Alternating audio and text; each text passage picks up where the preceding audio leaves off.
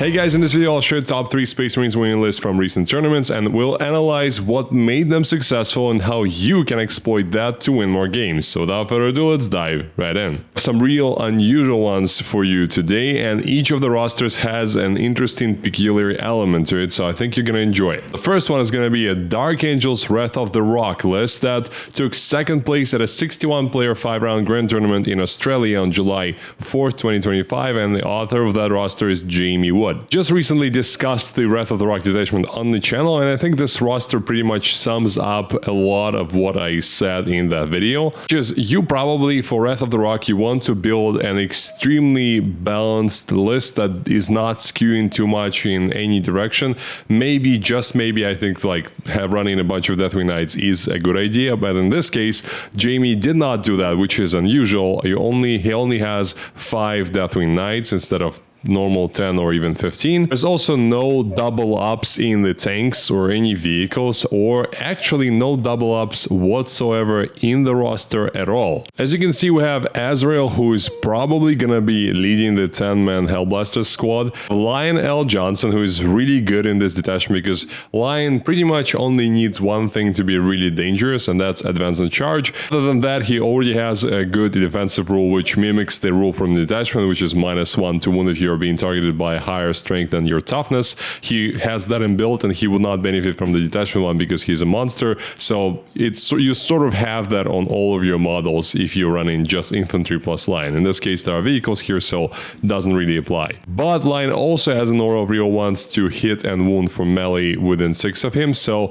he really, whenever something of the Dark Angels is fighting close to him, it's going to be extremely efficient. And he's significantly cheaper now than he used to be. So 315 points, it's still expensive, but it's not nearly as expensive as, for example, G-Man was in his glory days of the full Oath and the full CP generation. We have a Chappell in Terminator armor who's most likely going to be joining the 5 Deathwing Knights. At least there's nothing else for him to join. We have a Judiciary with the Ancient Weapons enhancement, so this is the one that gives you extra 2 strength and extra 1 AP and damage, so he becomes a real bitstick, and he's gonna join the 6 Inner Circle companions. Well, technically he can also join the Hellblasters, but I'm pretty sure the Hellblasters are going to be joined by the Azrael. Next is a Lieutenant with a Tempered in Battle enhancement, which is a very unusual one. It's the 6-inch aura of like reroll Battle Shock and Leadership. Not sure why this was so important for Jamie here, why he chose to have that. Maybe there was just extra 10 points or whatever many 15 points to spare for the enhancement. He had nowhere else to put that, which I mean, I understand. The current roster is already pretty good. This lieutenant will most likely be joining the Azrael with the 10 Hellblasters to maximize their output to something that can pretty much destroy, I would not say anything, but a lot of things in just one volley, because you would get sustained hits from Azrael, invulnerable save from Azrael, then you would get Oath most likely. On top of that, you can get the +2 strength from the detachment stratagem, and the lieutenant also gives you lethal hits. So I'm on all those buffs. Those 20 shots that the Hellblasters can do will probably bring down almost anything. By the line, we have just 5 Humble Intercessors. The Sergeant has a Power Fist and the Grenade Launcher. Standard, absolutely normal loadout for that. As I said before, 5 Deathwing Knights with the Great Weapon of the Unforgiven on the Sergeant. 10 Hellblasters, again, as we mentioned. 6 Inner Circle Companions, 5 Scouts, Invader ATV, which I love them, and I think they're one of the best scoring units now, especially for this detachment, as they also benefit from the -1 to wound. It applies to infantry and mounted. We have Gladiator Lancer, just one Lancer, but I mean, Lancer is always good, and the Repulsive Executioner, who's probably gonna carry those 6 Inner Circle Companions with the Judiciary. A very unusual thing to transport your models in, and to be honest, a very unusual choice in the Repulsive Executioner as well, so I'm quite surprised to see all that here. And just to round off the surprises, the Calexis Assassin is for some reason here as well. I'm not sure. It took me me a second to realize what Calix's Assassin does, and mainly it's used just to deep strike within 3 inches of your opponent's models. So as it's not a stratagem, it's an ability, and I don't think it was changed. It's a very useful thing to be able to score some points, and the Calix's also has stealth, so 4 wounds, 4+ vulnerable save, stealth, 2+ feel no pain against psychic attacks for what it's worth. I mean, it's not a bad thing to send out to do some scoring for you. I'm not sure if it's amazing or like very much worth the 85 points, but it's not bad. So it's sort of a sleeper build, as they like to say nowadays. So it's a roster that if I were to see it at a tournament, I would probably think that whoever is playing that just threw a bunch of stuff, like the units that they had painted in, and brought it to the tournament. Because usually, like really dialed in professional rosters, they don't look like this. And well, Jamie surely did prove that he and his roster performed really well. So it's either just the player was really good and the roster didn't impede them too much, or it was both, like the roster and the player working really well together. Hard to say. But one thing is for sure, this roster has a lot of good shooting, so that's a 10-man squad of Hellblasters and the 2 pretty good tanks, which they don't really benefit from the detachment much. They only benefit in the fact that they can use the 1 CP strat to advance and shoot, and I mean, that can be useful sometimes if you just cannot draw the angle otherwise, and it's a difference between a full phase of shooting or not having that phase of shooting, and you might not actually need the advance and charge in the same turn. So you have nothing else to use the stratagem for. And we do have a very serious fighting base here in the 6 Inner Circle Companions and the 5 Deathwing Knights. It's not, I mean, it's not huge amounts of like volume of melee, but it's quite a good amount. And obviously Lion himself will carve up pretty much whatever you throw him at. I really like how unreadable this roster is, and I think that's something that we can learn from this one. If you know like what you're trying to build, you can even build from weird stuff. As long as the stuff that you put in fulfills a certain role, it still will be a great roster and you can still pilot it to victory. So great job, Jamie, and we move on to second one. As always, I want to remind you about my Patreon 40K coaching service. If you're looking for help building your competitive rosters, preparing you for tournaments, or have any questions about your collection in general, check out the links for my Patreon in the description. Thank you. Second one is going to be Blood Angels Liberator Assault Group, one of my favorite detachments available now in 10th edition.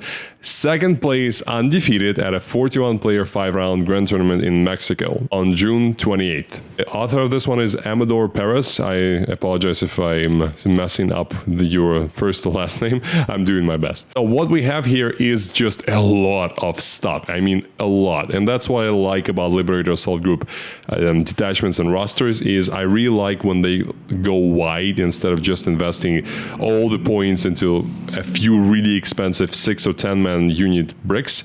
You instead get a lot of stuff and just have as many activations as possible, and this can really overwhelm a lot of opponents because yes, they can, like if you want to charge one really durable thing, you might not be able to kill it from the first go, but if you actually have like 5 or 6 units fighting against it, like for example an Imperial Knight, yeah, it can interrupt, maybe it kills one of your units, but it will not kill more than one, and then the other 4 or 5, however many you had left, will be able to whittle it down and bring it down. So it's an interesting strategy, and it definitely is hard to play against. I can tell you that for free. We have a captain with Ragefield Warrior. So Ragefield Warrior is the once per game sustained 3 activation on your captain. So it means that on the turn where you activate Finest Hour and give him extra 3 attacks and devastating wounds, in the same turn you'll also be able to give him sustained hits 3. And this is a very kind of like how well are you gonna roll, because you need to roll 6s, and 6s are unpredictable. So with only 9, or like I think it's 9 attacks, the maximum you can have, you are probably rolling 1 or 2. If you roll like 3 or 4, you're spiking it like crazy. If you roll just 1, you're not getting that much efficiency, and you may not roll any. And that's like the problem with this enhancement, is that it doesn't give you a lot of reliability. It gives you a one-off tactical nuclear missile that can either blow up in megatons or just a few kilotons. I get to guess this captain is going to be leading 5 assault intercessors with that impulsor with a shield dome. Helm, which is a pretty standard combo. I don't see the Stern Guy veterans here yet, so they're most definitely going to be a unit together. I have a lieutenant with a combi weapon, which we've already discussed many times on the channel. He's an amazing utility piece, just one of the best scoring units that you can have. And then here is, I promised you, something very weird, and here is the weird stuff. We have 3 techmarines, 55 points each, and you might ask, what the hell are 3 techmarines doing in a Liberator assault group detachment where we only have 3 ballistas dreadnoughts and that's it? Well, I will tell you, the techmarines are actually very fighty nerds, especially when there is a vehicle, an Astartes vehicle, that dies close to them. Normally, they just heal vehicles, Space Marine vehicles, D3 wounds and give them +1 to hit, which is all great and useful. But if any vehicle, Space Marine vehicle, dies within 12 inches of a Tech Marine, the Tech Marine gets very mad and he gets extra attacks on his axe, bringing the total number of attacks to 7, which in Liberator Assault Group, that would be 8 attacks, and with a strength 8 AP2 damage 2 on his Omniscient powered axe. His servo arm will also get the +2 strength, so it would be strength 10 AP2 damage 3. Unfortunately, it cannot be modified by the army rule, so you will not get 2 servo arm attacks on damage 3, but at least there will be an attack, 1 attack at strength 10. So each of the Tech Marines is gonna pump out a humongous amount of attacks, and he fights on 3s, so he's not bad. It's not like he's fighting worse than a normal Space Marine. And again, you're paying only 55 points for it, whilst the guys are amazing for doing actions. They're gonna be healing your dreadnoughts, and they will also make sure that all 3 ballistas dreadnoughts will be hitting on 2s instead of 3s. So a very unusual combo, and really well done to Amador. I think it's one of the most interesting ways I've seen Tech Marines used in the 10th edition. I've been saying that they are amazing for their value for a long time, but I honestly have not thought about this kind of application, so my applause. Then we have something more standard for the Liberator Assault Group, which is a 10-man squad of assault intercessors with jump axe, obviously the Power Fist and the Sergeant, double plasma pistol, all that jazz, 2x5 JPI as well, 3 ballistas dreadnoughts, 3x6 Bladeguard veterans. So again, Amador is not going light on the cheap and effective bodies, and the Bladeguard in the Liberator Assault Group, they essentially solve all of their baby issues of the only strength 5 sword, which is not great, and they have strength 7 and then 5 attacks, so they're essentially fighting like Custodes, apart from hitting on 3s, which, I mean, if you have 4 rerolls to hit, that's going to be essentially like hitting on 2s without rerolls. So they are really good, the Bladeguard. And you have the new Volkite pistol on each of the Sergeant, which I approve. I think it's a very cool pistol. You don't get to use them that often, so why not? And we have just 3 Sanguinary Guard, just 3 shy Sanguinary Guard, not like 18 of them. And 2x5 Scouts, which are pretty good anywhere. And I mean, here at least they would get extra strength and extra attacks on the charge if they need to charge something. It's not like you really want to charge them into anything. You have plenty of stuff to charge into, but just in case, I want to mention. A really cool roster. I love it. The only thing I would be worried about is the lack of shooting. I mean, 3 ballistas dreadnoughts are great. We're even hitting on 2s. They're pretty good, but they're not on like on average. They probably kill a tank if I remember correctly, but they are not reliably doing so. So you can really easily flop with this amount of shooting. I mean, you have a lot of other stuff to pick up the pace and finish off things, but I personally would love to see, like, instead of ballistas dreadnoughts, maybe like Vindicators here, which are more likely to actually kill stuff. But that's just my preference. It's still a very good roster, and great job to Amador for taking the 2nd place at this grand tournament undefeated. That's amazing. Last but definitely not least is going to be an Ultramarines list, but this one is not a Gladius, as you might have thought. It's a Firestorm Assault Force. We've not seen these ones for a long time, and it's first place at a 51-player Grand Tournament in Reno in the United States on July 12, 2025. Just to freshen up your memory, the detachment rule for the Firestorm is close range eradication, so all the starters models in the detachment gain assault ability, and they also get +1 strength when they're within 12 inches of their target. So we are thinking about a fast shooting roster with some interesting tricks with the transports. What we have here first is the Judiciary with the Champion of Humanity enhancement. Champion of Humanity is simply ignoring modifiers on the unit that the Judiciary is going to lead, and I assume he's going to be leading the 6-man Bladeguard squad. A copy weapon lieutenant, already discussed him plenty in this video. We have Rebooty Gilliman, so even though Gilliman is not as amazing as he was before with the generating CPs every turn, now he only generates them, well, I mean, gives you a free stratagem every battle round like a normal captain, but he still gives double oath, which is amazing. He also fights really well still, and in this detachment he doesn't really feel like he's getting many benefits from being run here, but the units in the army itself, they really want to have Gilliman by their side because of double oath, and even the great free stratagem is still amazing. But the weird stuff is not in the characters, it's in the other data sheets.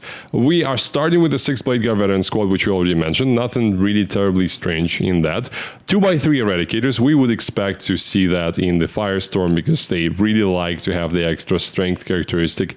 We have fire strike servo turrets, so something that you don't see every day, not nearly, like almost never, and those really suffer from their low move characteristic, but they are very efficient because each of them has a very good las talon attack, and that last talon loves to have the extra strength, which is great against knights now because I think it goes over a certain threshold, so it wounds them better, and it's twin linked as well, so it gets full rerolls to wound. You would be wounding knights on 4s with rerolls. And with a 3-inch move characteristic, you really want to have assault on the fire strikes because otherwise they're just not gonna get anywhere or shoot anyone. We have 5 infiltrators to protect us from deep striking armies, and those shenanigans are really popular now, so it's great to have a 5-man infiltrator squad. It's not something that I personally invest points into all the time, but whenever I can upgrade like an 80-point unit like Incursors or the Intercessors to an infiltrator squad, I will almost always do that unless there is something else to invest those 20 points into that is much better, because you are not going to use them in every game, but like in 50 to 60% of the games that will be useful. Maybe even if it's 40, that game where you really need them, you're going to be very happy that you had them. Invader ETVs are really great for scoring. I think more and more people are starting to realize that, especially with Assault, you can just move them 12 inches and then shoot their multi-melt after advancing.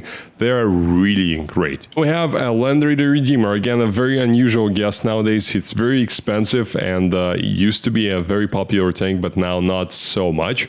In any case, he's probably going to be ferrying the Eradicators. I really think that the Blade Guard should also be inside, but there are only 14 seats, so you can probably have like 3 Eradicators and 6 Blade Guard veterans in there maximum. So I don't know exactly how it's being used in this detachment. My gut feeling is that there needs to be some sort of melee unit inside, but I'm not sure that's the case, considering that Eradicators also really want to be there. Perhaps one is in reserves and one is in the Land Raider. Because the second squad potentially can be inside the Repulsor Executioner, which is not really meant to carry the melee stuff because of the lack of the assault ramp. Otherwise, serves the purpose of a transport just as well. What confuses me as well is that the Eradicators are as 2x3 squads instead of a 6-man squad, because in this case you're not going to be able to use the Onslaught of Fire as efficiently, which is when you disembark with a starter's unit from a transport, you get to give them +1 to hit if you're targeting the closest eligible target within 12 inches. Same with the Rapid Embarkation, where you can just put the squad into the transport at the end of the fight phase, and the Burning Vengeance, where you get to shoot at whatever shot you transport with the unit that disembarks. So a lot of stuff really keys off being one squad that is affected by this stratagem. So I'm sure there was a good reason for why Chase did it like this. I am just not exactly sure what was the reasoning behind it, but it's still a very good combination anyways, the Eradicators and the Redeemer in the Firestorm. And the last but definitely not least thing that you would be, and I would be honestly shocked to see, is 3 by 5 Vanguard veterans. You did not expect this, with 5 Inferno pistols each. I really did not even remember that this was a war gear choice for them, because that feels weird. But yeah, I guess they do have Inferno pistols, and they can have 5 of them in a 5-man squad. So Inferno pistols are not as amazing as they were before, because they're not D6 damage anymore. They're D3 plus melted 2. So if you are really close, and you will be close as you can advance and shoot them, you will be getting D3 plus 2 damage on those. So probably killing like Terminators and stuff really easily. And you also can use the Crucible of Battle for +1 to wound, as again you're going to be targeting the closest eligible unit anyways, and being really up close and personal. And those Vanguard vets are now very cheap. They're 95 points, so you're not really spending a lot on them, and they are quite annoying to deal with. They're not as annoying as they are when they have shields, and that's what you're trading off here. They're 4+ invulnerable save, but I mean, for 95 points, that's only 5 points more expensive than a jump back intercessor, and it's not like we expected JPI to have an invulnerable save. Oh, another great example of a roster that is really hard to read, and the first time that you encounter it, and those tend to be really dangerous when you encounter them in the wild, because you might really easily underestimate them, and that probably will end badly for you. So there's the most important lesson of this video, is never underestimate a weird list. Let me know which one you liked the most. I think all of these were very, very cool and extremely interesting. Rosters like that are always putting a cheer on my face, because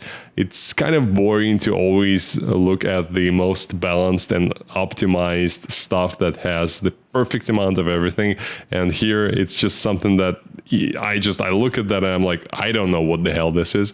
And it's very interesting to try to decipher it. I hope you enjoyed it as well. Let me know in the comment section below. Thank you for watching, guys, and I'll see you next time.